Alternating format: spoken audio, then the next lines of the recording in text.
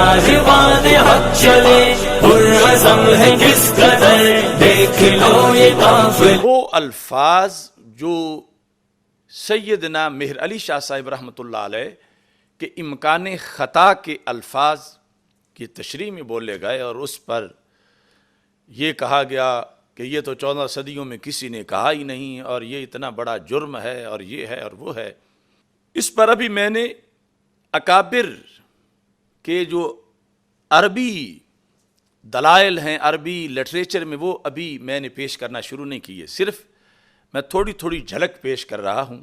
اس وقت خود ڈاکٹر طاہر القادری کو میں آئینہ دکھانا چاہتا ہوں. اگر کہیں دنیا کے کسی کونے میں کسی ٹھنڈے دیش میں وہ دیکھ رہا ہے تو یہ دیکھے، یہ اس کی کتاب ہی میرے ہاتھ میں ہے، یہاں میں نے نہیں چھاپی. جلد نمبر 6 ہے سیرت الرسول صلی اللہ علیہ وسلم کی. اس کا جو 603 صفحہ ہے وہ بھی اوریجنل ہے، ہم نے اپنی طرف سے نہیں لگایا. اب اس میں یہ لکھا ہے کہ یہ کس کی تصنیف ہے.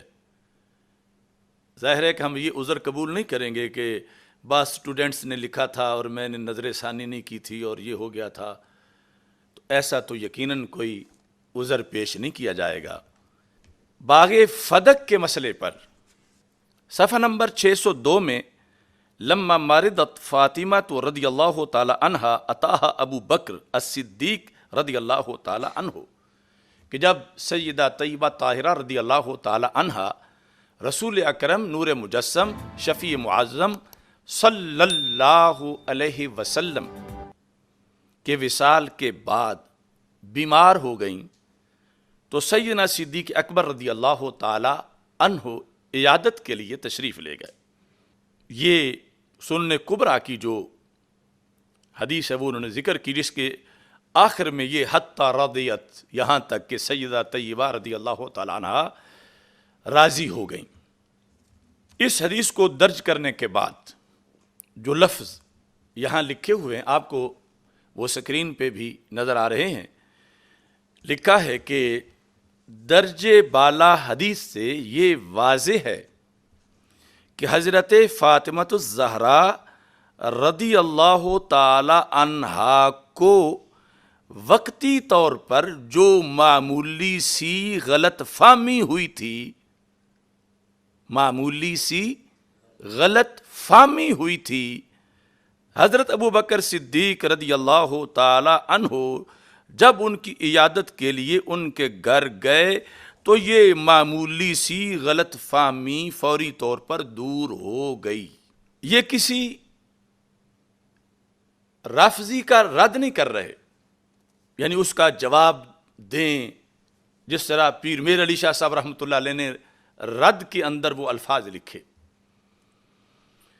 لیکن ایک مسئلے کی وضاحت ضرور پیش نظر ہے، اور یہاں حضرت فاطمہ رضی اللہ تعالی عنہا کی طرف نسبت خطا کی نہیں کی گئی، خطا سے بڑے لفظ کی گئی ہے.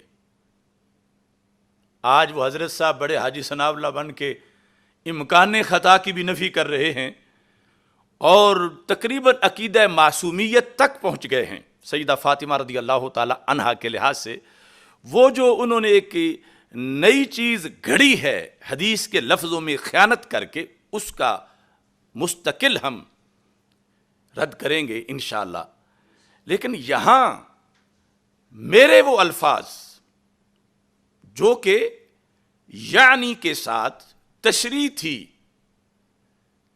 سیدنا مہر علی شاہ صاحب رحمۃ اللہ علیہ کے الفاظ کی، وہ لفظ ایسے ہیں کہ نبیوں کی شان کے لحاظ سے بھی بولے گئے ہیں، یعنی انبیاء علیہ السلام کی طرف بھی خطائے اجتہادی کی نسبت کی گئی ہے بالاتفاق مخصوص شرائط کے ساتھ اہل سنت و جماعت کے نزدیک. اور پھر وہ خطا اجتہادی بھی وہ تھی کہ جو زائل ہو گئی، اور سریع الزوال جو اس کی قسم ہے کہ جب حدیث سنی تو وہ اجتہادی خطا جو تھی اس کے لحاظ سے کیا کیا کہ سر تسلیم خم کر لیا. اب یہاں یہ سیدہ طیبہ رضی اللہ تعالی عنہا کے کھاتے میں غلط فہمی ڈال رہا ہے کہ ان کو غلط فہمی ہوئی. تو ناظرین توجہ کیجئے، ایک ہے خطا فی الاجتہاد اور دوسری ہے خطا فی الفہم. خطا فی الفہم کو اردو میں اس نے چونکہ خطا کا غلطی سے ترجمہ کیا تو پھر غلط فہمی کہا جاتا ہے. خطا فی الفہم. خطا فی الاجتہاد کا تو شریعت میں درجہ ہے.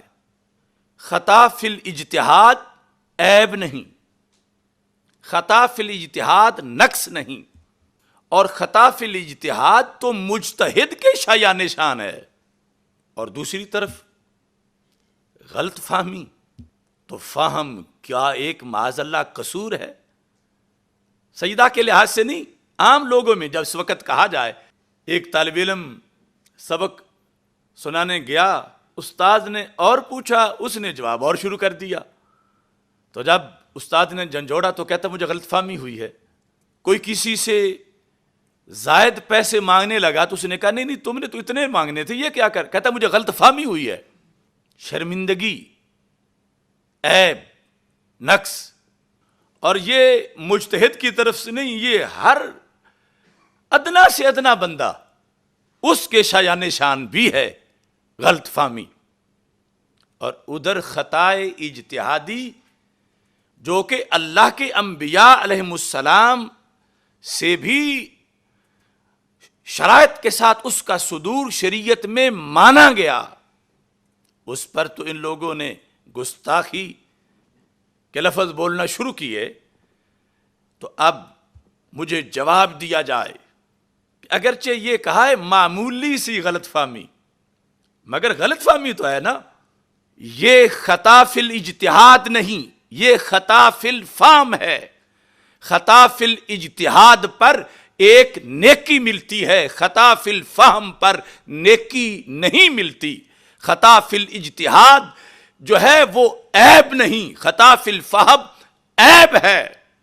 تو یا تو یہ طاہر القادری اور اس کی پوری کمپنی کوئی ذخیرہ حدیث سے یہ حدیث بھی دکھا دے کہ اذا اخطا فی الفہم فلہ اجر، کہ جب کسی نے کسی چیز کو سمجھنے میں غلطی کی، یعنی غلط فہمی کسی کو ہوئی تو اس کو اجر ملے گا. پورے ذخیرہ حدیث سے ایسی حدیث لے آئیں. تو پھر ہمیں یہ تانے دے رہے تھے کہ گلشن سے ایک کلی کیوں مرجھائی ہے اور ادھر پورے گلشن پہ حملہ، اور جبکہ ہمارے دلائل ہیں کہ یہاں تو کلی پہ بھی حملہ نہیں ہوا، چونکہ حدیث ہم پیش کر رہے ہیں. اور اس حدیث کے تحت 14 صدیوں کے ائمہ کی آراء ہیں، ان کے فتوے ہیں، میں پیش کروں گا انشاءاللہ. اور یہ جو کچھ اس شخص نے لکھ دیا ہے غلط فہمی، اور 2 بار لکھا ہے، اور پھر آگے غلط فہمیاں مطلقاً، تو یہ کس منہ سے مجھ پہ اعتراض کر رہے ہیں. اور یہ سارا ٹولہ جو اس سے امیدیں باندھے ہوئے ہے کہ وہ اس سلسلہ میں پتہ نہیں کوئی پہاڑ کھود کے کوئی دلائل نکال لے گا.